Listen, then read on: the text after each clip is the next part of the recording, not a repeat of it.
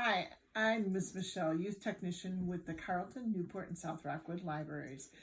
I'm here today to share my holiday treat with you for the 12 days of treats. Today I will be making Oatmeal Craisin white chocolate chip cookies. What's a craisin? A craisin is a dehydrated raisin. This recipe is really nice. It doesn't have a lot of sugar in it. You will be using a 5-ounce bag or about 1 cup of the 50% less sugar. Okay, let's take a look at what we have. We have 2/3 cup butter. You can use margarine if you like. 2/3 cup brown sugar. You have a teaspoon of baking powder, 1 1/2 cups of old-fashioned oats. You have a 1.5 cups of just regular flour. I use 2/3 cup of the white chocolate chips. You can use the chunks if you like. I don't like to chop. And you have 1 cup or 1 5-ounce bag of 50% low sugar craisins. If you can't find the low sugar, you can use the regular ones too. It's just a little bit higher. You will be needing 2 eggs, large eggs. How you're going to get started, you're going to preheat your oven to 375. You're going to yield about 2 to 2.5 dozen cookies. You're going to bake them approximately 10 to 12 minutes. And you're probably wondering, I'm going to start going here so we can move along. You're probably wondering what I've done to my butter. I don't like to soften my butter in a microwave, so I use a mason jar. You can also use a glass, whatever, that'll cover the stick. But you take it and you put warm water, super hot water in it from your tap. Dump it out, fill it again. You want to heat the glass, and then you just take your sticks and you put them in there. Take the water, of course, out of here, but just slide that over, put it on a saucer or paper plate, let it set for about 5 minutes, and you will not believe how soft your butter will get. So here I'm using the 2/3 cup. This is very soft butter, and this was in my refrigerator. So now it's super soft. I'm going to take that, and I'm going to mix it up with the mixer. I'm sorry it's going to make noise for you guys, but you're going to take that. And I'm going to also, while I'm at it, throw in the brown sugar. You're probably wondering why I have these in Ziploc bags. I made a double batch. I've already have a batch done. And when I'm measuring, I just measure out enough for another dose instead of doubling it, in case I can't get to it that day. And I put them in a Ziploc bag all together, all the ingredients pre-measured, and so then anybody can make these cookies. All they have to do is read the recipe.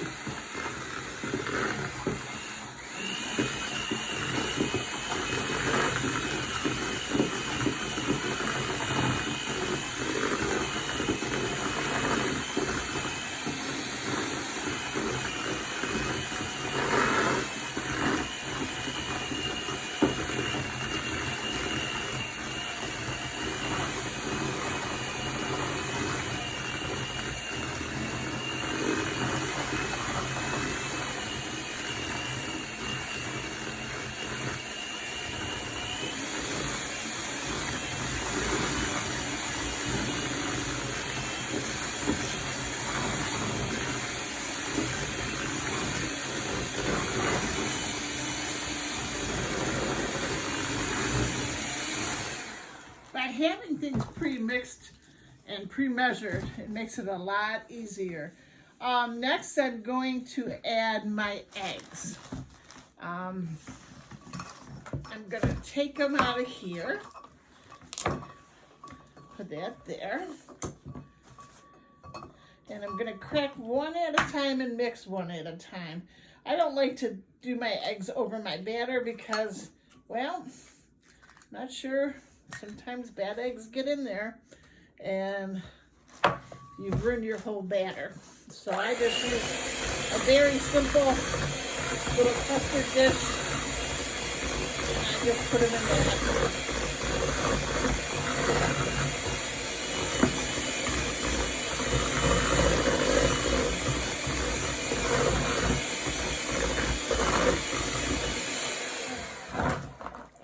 my next egg, same way. If you notice, I don't crack mine because by doing it this way, I found out that I don't get shells. And we'll put this one in here and beat it up.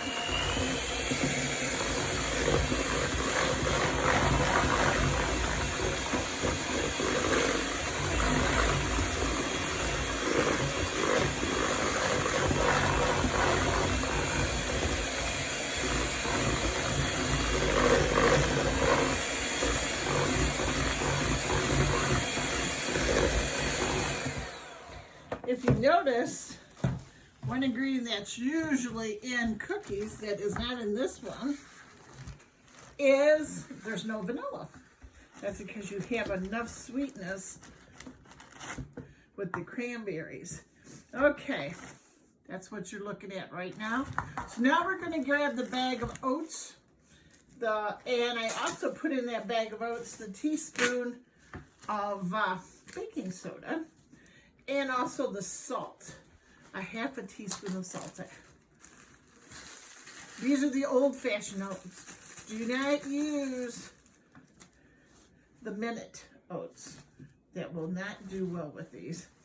Okay, because the oats are a little bit thicker, I'm going to use my, to stir this up instead of my mixer. It's a thicker consistency, and it just makes it easier. You're going to get everything coated.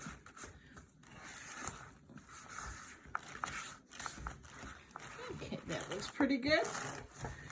All right, so what is next? Oh, next we are going to add the dry cranberries.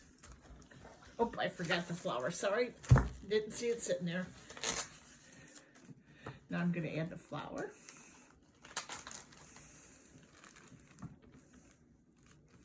The cranberries and the white chunks are your last two things to add. Very simple. I love it. This makes it so much faster and easier. Yep, you've probably seen people stir cookies before. That's kind of boring and dull, I think. But it's part of the goodness that you get out of them stirring. I hate to stir it. I hate to measure.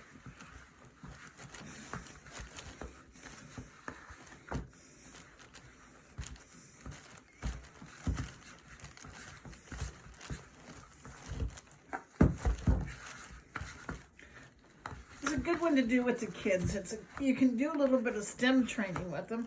You can do some math by measuring, figuring out some fractions.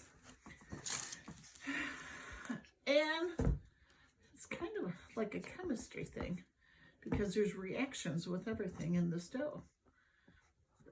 From the baking soda reacting to the eggs. I'm going to take an, oops. Now, that's what you're looking at. Let's add the craisins. Some people don't like craisins. Well, they don't like cranberries. But in our house, it's a family favorite. These are Santa's favorite cookie. They're made every Christmas. My kids love them. And they're a good, nice snack. As you can see, this dough is getting really quite rough. Either that or I am a wimp. I cannot mix any longer. That's what you're looking at. Last but not least, the white chocolate. I'll take my thing off. I'm going to just dump that right in. Nowadays, see if you get kids working with you and you do have it pre-measured, all they have to do sometimes is just dump the bag. Because the stirring, I think, would get to them.